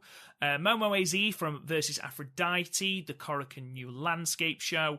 And then Stars versus Cosmic Angels from Osaka Dream Cinderella. Those were all of the votes for our tag match of the year. Show of the year then. In third place was Chris's favourite show, 9th anniversary show in Tokyo, 22.5% of the votes. And then second was Yokohama Cinderella with 27.5% of the vote. And number one, of course, was Osaka Dream Cinderella with 30% of the vote. Again, Chris, I think that's exactly what we said. I think in just a different order. It was always going to be some iteration of those three. Yeah, honorable mention today too, 5-star. But yeah, like Stardom don't tend to mess with big shows, and those were 3 big shows of the year, so I'm not really surprised. Other votes then went to the Year-End Climax 2019, the aforementioned 5-Star Grand Prix Night 2, Sendai Cinderella despite the sleepy crowd, 5-Star Grand Prix Night 8, which was the finals, and then the Goddess of Stardom Tag League Night 9, which was also the finals. Most Improved of the Year 2020, so we start in third place, and this really impressed me. Saya Iida with 17.5% of the vote, who since the 5-star has just come on tremendously. Second, Julia with 20%, so she comes in second, both in Wrestler of the Year and Most Improved of the Year. And then, again, first by an absolute landslide with 42.5% of the vote was Saya Kamitani. again, Chris, I think with the exception of Julie, I think both of us said Saya Kamatani is first. I think both of us said Saya Iida. I said Julia. I believe Julie's improved a lot. So, yeah, I think this is we're gelling. Viewers, we're gelling. May and they. Other votes went to Utami, Himika, Starlight Kid, Tam Nakano, Azumi, and Momo Watanabe. So the final three categories.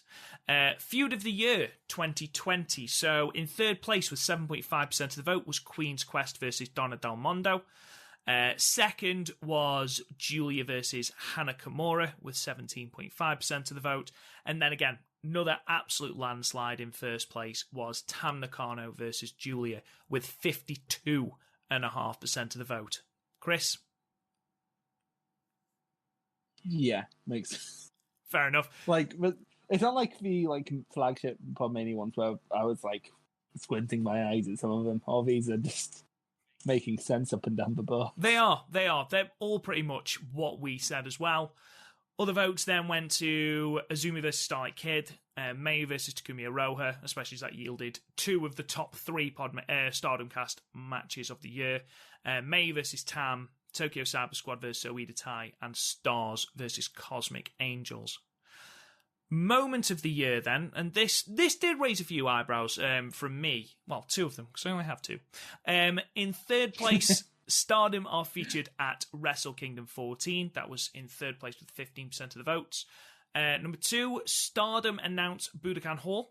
That got 22.5% of the votes. And then at number one, the Tokyo Cyber Squad breakup with 35% of the votes. So, I think that is emotion. Like I can see whether it is more emotional with people. I think in our review, I've gotten more caught up in I dislike of the current crop of Oedetai rather than the breakup of a beloved stable. Yeah, no, I agree. And then obviously everything that's happened outside of that as well, I suppose, has contributed to that as well. The way they did it, I can't honestly argue. I think the way they broke Tokyo Cyber Squad up, they did pretty much near perfectly. Yeah, it's the shit afterwards that sort of... Because, everyone was sort of lost in the woods immediately afterwards. Like you've said before, I think that can be attributed to Jungle's injury as well. Yeah, but also, you're telling me you can't do anything with Konami? Well, she's got the tag belts now, mate. Yeah, well, she's got a tag belt, she's got a title match, but it's she keeps getting lost between big events. She never builds up to a big event, she just has one thrust upon her. Well, she did finish off the year-end climax by saying 2021 will be the year of Oida Tai, and in her first match of 2021, she got pinned by Natsupoi. So, there is that, I suppose. You know what? I think she just needs to put in the Konami code. She'll be fine. Final one then, Faction of the Year 2020, and I know that me and you agree on this. So in third place, Tokyo Cyber Squad with 12.5% of the votes. Second place, Queen's Quest, 32.5% of the votes. And then in first place, we had Donna Del Mondo with a whopping 50% of the votes. And I know that both of us said that. I didn't expect it to take half a fucking ballot, though. Our fucking government doesn't have that amount of fucking support. Damn. But yeah, I completely agree. Donna Del Mondo they've been booked incredibly. Between them, they have put on some absolutely tremendous matches. They are one of the most cohesive factions, and they've just been damn enjoyable to watch. It does help when you've got four single stars, and I say single stars. I know Mike is not quite there yet. I know Himika's not quite there yet, but they are going to be there. And they've both had championship shots, or they will have done by the 10th anniversary show. So you've got four singles stars in that faction. Yeah. And Natsupoi. Leave Natsupoi alone. I'm joking. She's only been in the faction for a couple of months, so of course she's not going to be in the same level. But yeah, those are the results of our first ever Stardom Cast Awards. Thank you to everybody that took the time to vote. Next year, we'll have a slightly different format because fuck SurveyMonkey. But we'll obviously let you know about that closer towards the time. Do you want to cut your pipe bomb? Or... No, it's fine. I'm over it. Let's move on. So just before we sign off, Chris, we had a couple of questions in the Discord. Now, Velkage did ask us, have you had a chance to watch some current Yoshiko or Nene? If yes, what potential matchups are you looking for? I haven't had a chance to watch any, but I'm going to make it my mission to watch some this week. So I will answer this question at least next week. Chris, are you the same? Yeah. Well, for me, I'm only to watch some classic ones because I've never seen any name. I can't say her name about last. So I've avoided it on podcast because I just think of like the whipping Nene thing a couple years ago. Like, poor girl. Anyway, but Yoshiko, the only one I've seen. Well, for some reason I've seen the shoot incident. I can't remember the context in which I watched it. I think someone just sent me a link. I watched it when not long after it happened because it blew up in some places. And then I seen her match with Io Shirai when she won the title. So that's about all I've seen from Yoshiko. So I do need to see more of these two before they start getting more Stardom matches. I'm not sure I'm going to get to it this week just because there's so much wrestling going on in Japan this week that I'm actively interested in. Just between All Japan, Noah, and New Japan alone, I'm sort of wrestling out. But before their big matches in Stardom, I'm going to binge a bunch. Pipo? Pip, please tell us how to pronounce that, please, in the Discord. Pip. I'm going to call you Pip. Yeah, Pip. They asked, is 2021 the year of Himika? For me, no.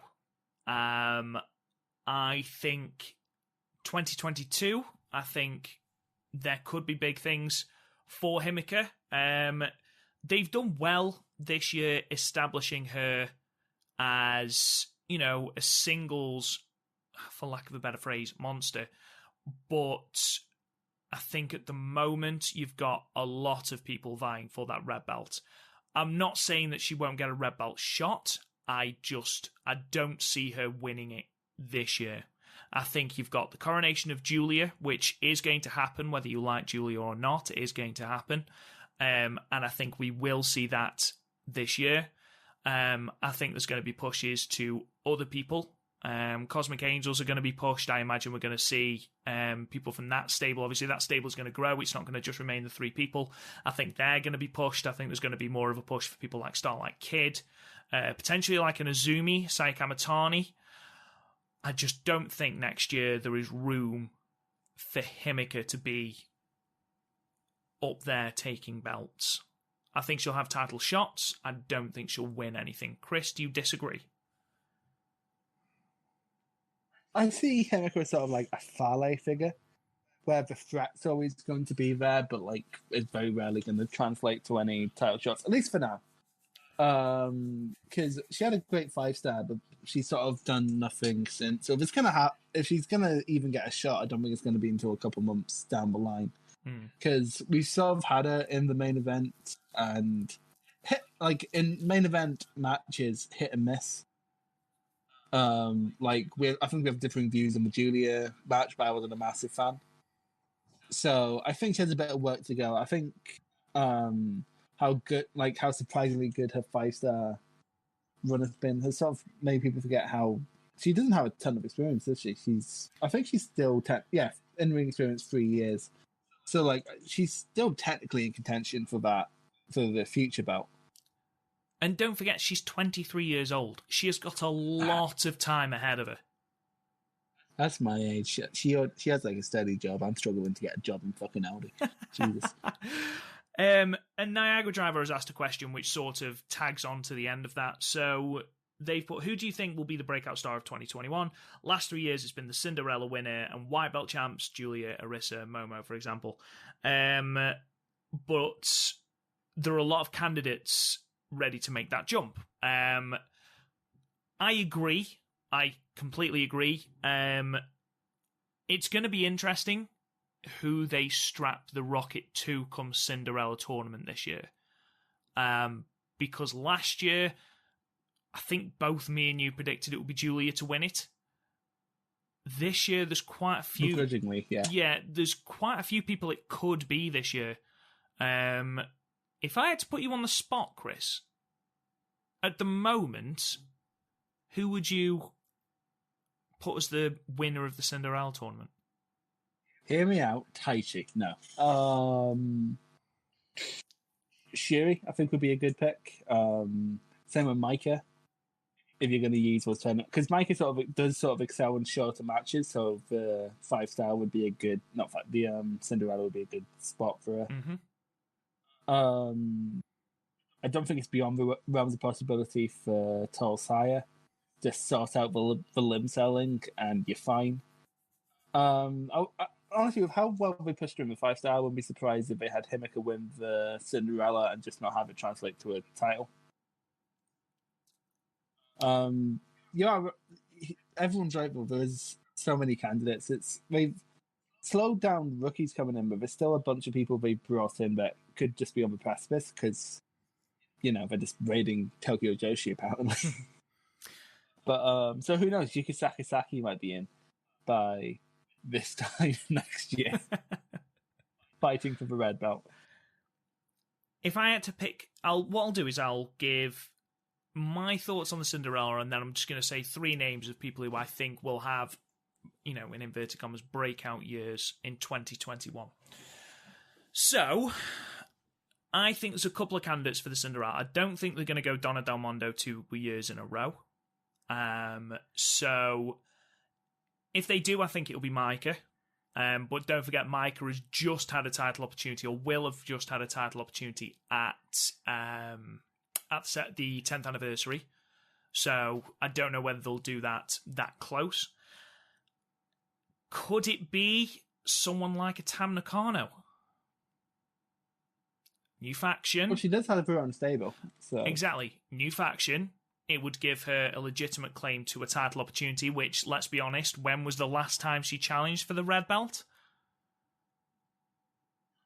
I don't know. I'm going to check. And while Chris does that, I mean, yes, she is, one of the older heads on the roster, but it gives you another person who is fantastic in the ring, great at telling stories, up in the upper echelon of that card. I don't think she'll win the red belt, but I think it could be the birth of her in that main event scene.